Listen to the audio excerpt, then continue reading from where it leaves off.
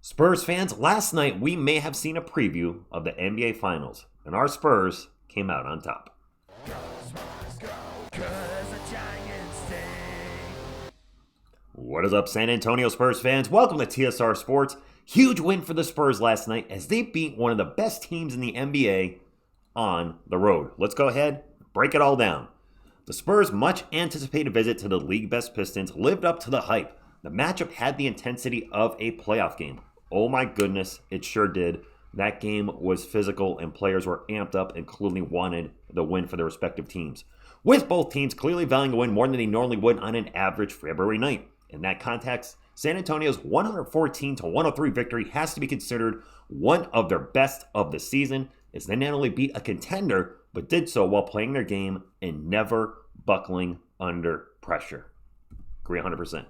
If you listen to the analysis and pundits describe what teams around the league think is the best way to stop our Spurs, you often hear them refer to physicality. That alleged strategy should go right out the window after what San Antonio just pulled off in Detroit. They secured their 9th straight victory and did it while brushing off the most physical team in the league with relative ease.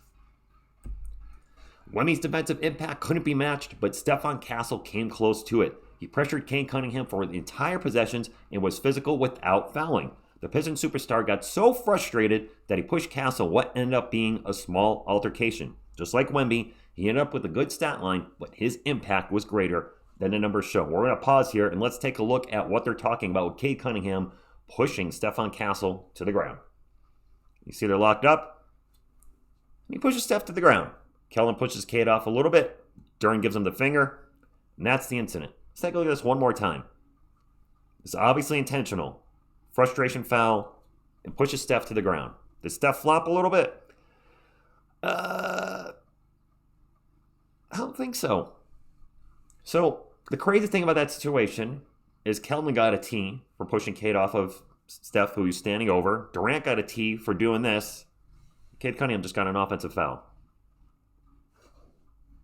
Is that a flagrant foul? Maybe. It's not a basketball move. Is it at least a T? Absolutely. And Cade Cunningham just got an offensive foul. That's it. The officiating was absolutely terrible most of the night last night. Heck, probably all of the night.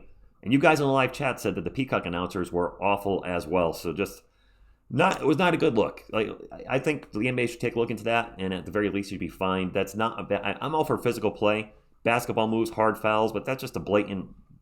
This is the UFC. All right, this isn't mixed martial arts. Anyways. That's that. Let's get into the standings, Spurs fans. After that win, the Spurs right now are in second place, just 2.5 games behind the Thunder. They're on pace for 59 wins. The 9-game winning streak they're currently on, the longest in the NBA, is also the longest in this channel's history.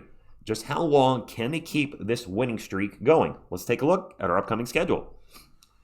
We got the Raptors tomorrow night. I think they're coming off a back-to-back. Correct me if I'm wrong. I think you guys said in the chat that the Raptors play tonight against OKC, so that should be a win. We got the quite helpless Brooklyn Nets on Thursday night, but we are on a back-to-back. I do see us winning those 2 games, and then it just gets really hard after that. I would say the winning streak ends probably around 11-13. That Knicks game's going to be tough. The Sixers are playing better. We play the Pistons again, and we got the Clippers on a back-to-back.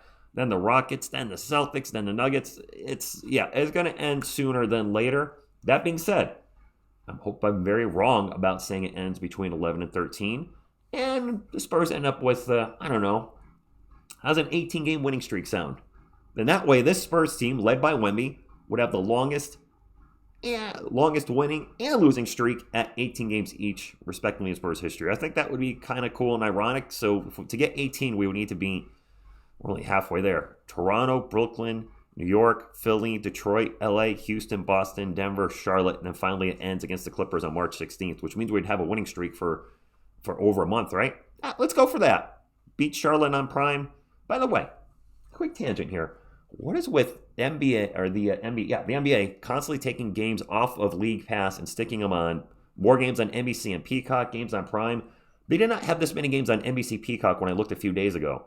Listen, that's great that more Spurs games are being televised, if you will. But for those of us that buy League Pass and pay, $100 or whatever it is to watch the whole season, When you do crap like this, now we got to buy another app, which clearly that's the strategy to get as much money out of us as possible.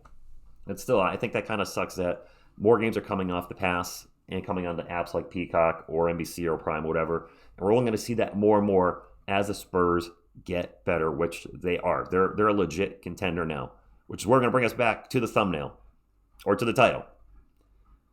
Spurs next dynasty is here. If the Spurs can win a championship this year, and they legit could. Their wins over the Thunder, they're 4-1 against the Thunder last night. Fox, Wemby, and Castle were all struggling offensively in the first half. They still found a way to win.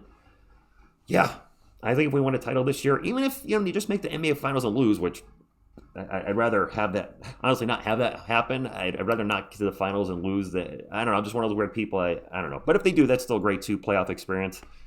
But I think, we have arguably the best player in the league right there. He is elite on both ends of the floor. And I've said this 100 times on the channel. Our elite our championship teams had, I'm going off the cuff here, had elite players on both ends of the floor. David Robinson, Tim Duncan, Kawhi Leonard.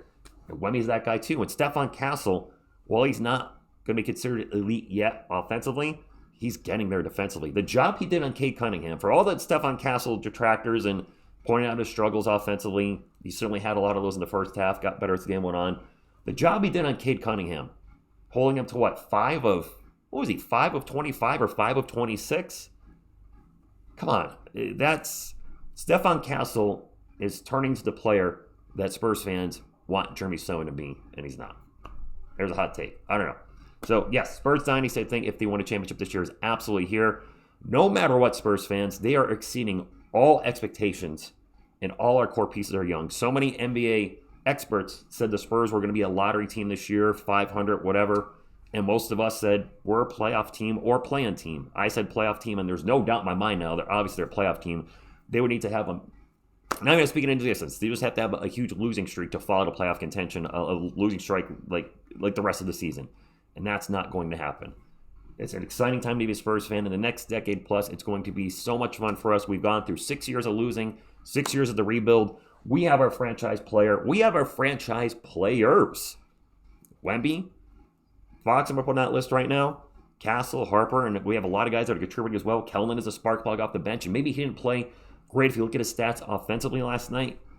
He brought the physicality, he brought the toughness, and this is what the Spurs needed. This is what they needed. They needed a game like this where a team was going to beat them up. The refs let them play, for better, for worse. I think the refereeing was slanted in Detroit's favor. It was in Detroit, so it is what it is. But they needed a game like this on the road where a team was extremely physical with them. They did not back down, and they won. They won convincingly. Sky's the limit for the Spurs team. NBA Finals or NBA Championship this year at this point.